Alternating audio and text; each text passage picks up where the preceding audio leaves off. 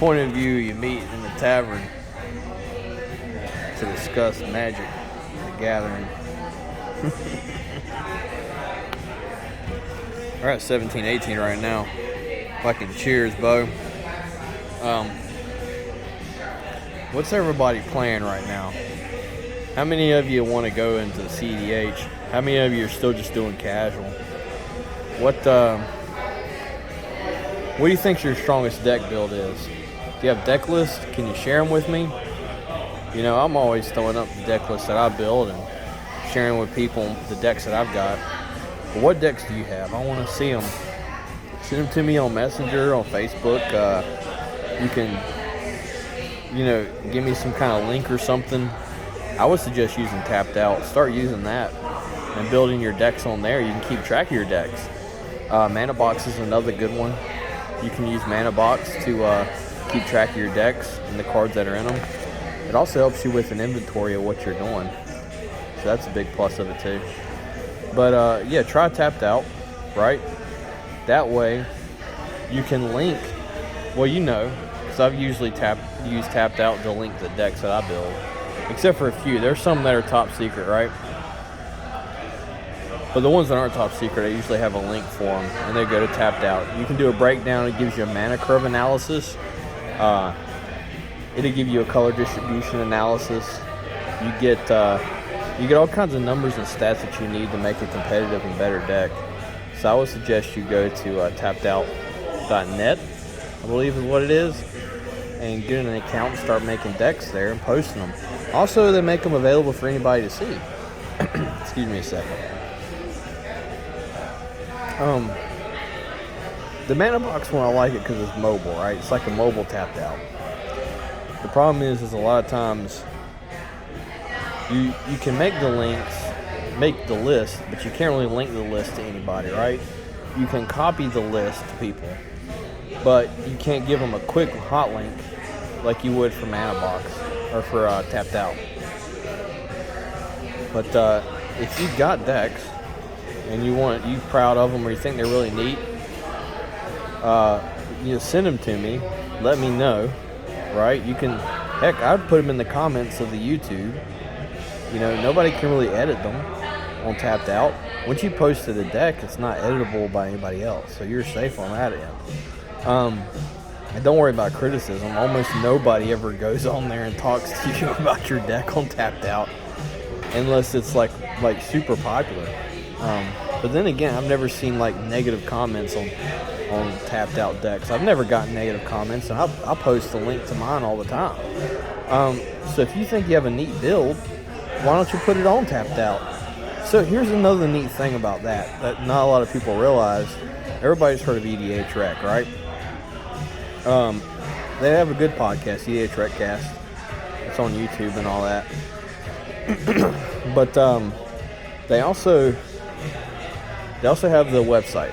And EDH Rec is where you can look up a card name and it gives you recommendations of everything that has synergy with that card.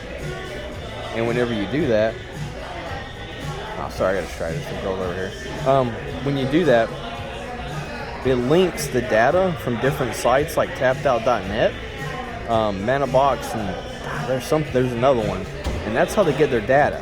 So a lot of the data that you see on EDH Rec comes from those sites and the decks that are published.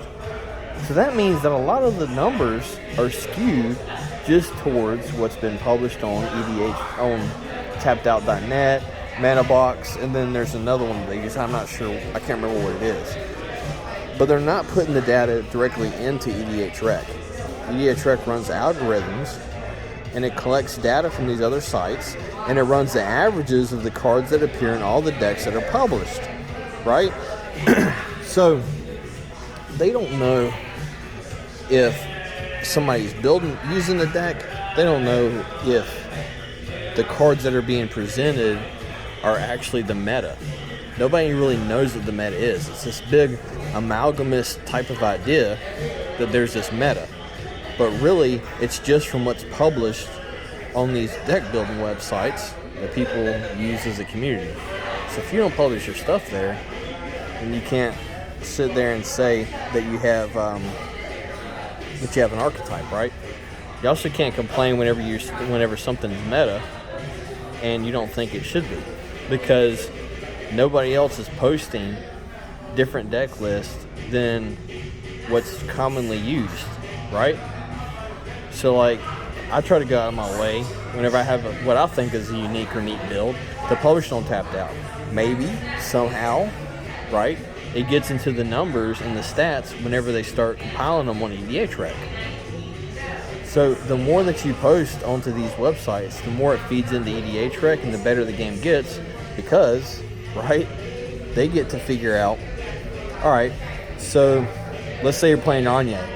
Right now, they're saying that the most common build for Anya is using primarily Madness cards. I mean, fine, fair enough. But what if there's a better build? You know, what if somebody has a super competitive Anya build that's not typical of what you find when the top, 15% of cards that are listed for Anya on EDHREC? Well, if they never post it on there, right, on tappedout.net, or they don't post it on one of these aggregate sites, right, then it doesn't go into the algorithm. If it doesn't go into the algorithm, then they don't get the data for it. So that's another big thing from, that's why I'm such a proponent of posting on these websites your decks. Nothing's super secret, nothing's under wraps, right? You could think that your deck build is top secret, right? So you want to surprise your friends with it. Yeah, that's fine. But why not go ahead and once you've tested it, right, or you think that it's good, or maybe you even just want to play around with the deck idea and see how it goes, put it on tappedout.net. And if you do that, you can also test the different types of hands that you're more than likely going to get. You can see your mana distribution, as I've said before. You can see the converted mana cost averages. You can see the cost averages of the cards that you're putting in. Maybe most of the time it gives me the budget options, right? But you can adjust it. Maybe you want to tailor to proxy some things, right? But you're not sure how it will look, how it would affect the competitiveness of it. They also have a competitive meter. How it would affect the CMC and the averages. Well, if you put it on there, then it'll tell you. See? So you can sit there and you can, kind of like Mana Box, where it allows you to run back hands that you might possibly get in a perfect world where everything is truly randomized. Tapped Out will do the same thing, except it gives you a competitive meter. It gives you the mana cost breakdown and mana curve breakdown, all that. So if you do that, then it'll make you not only just a better player, but you can also improve others too, because you're contributing to this community that you're now a part of, right? And that's really what it's all about. It's just one big community. But that was just my thoughts, because I don't think people realize that's where the stats come from. Because they always talk about stats this, stats that. Why isn't this in this build? Why didn't EDHREC pop this up, even though it has all this synergy? Hell, even EDHREC Cast, the podcast that they do that shows up on YouTube, which I highly recommend, EDHREC. Look them up on YouTube. I'll throw a link in the description, because they're a very good channel. I like their content a lot. They're very level-headed. They're very much for the casual format, but they're a good group of guys. They know what they're talking about, and they have good content. But even they say they have a segment called Challenge of Stats. And in that, they talk about, like, well, all these decks have a certain card. Well, why do people think it works? And maybe this is why it doesn't work. Or they might have it where they say, well, all these decks have a build, but they don't include this card, but they should.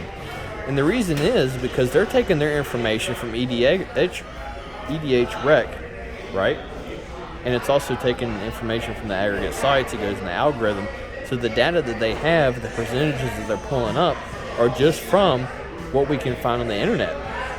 There are all these builds, hundreds and thousands and probably, millions of different deck builds that we don't know exist, and we don't know what people play because they don't post them online, right? Now, say what you want for intellectual property, but at the end of the day, everybody's going to come to the same conclusion. It's just who's going to post about it and who's fast enough. And if you're fast enough and you're able to post it, you can have bragging rights to say that you're the first one that came up with that combo. And if anything, maybe just improve the community, improve others, and make the game better for yourself, other people, and make it more competitive. Maybe even make them more casual based on what you want to do.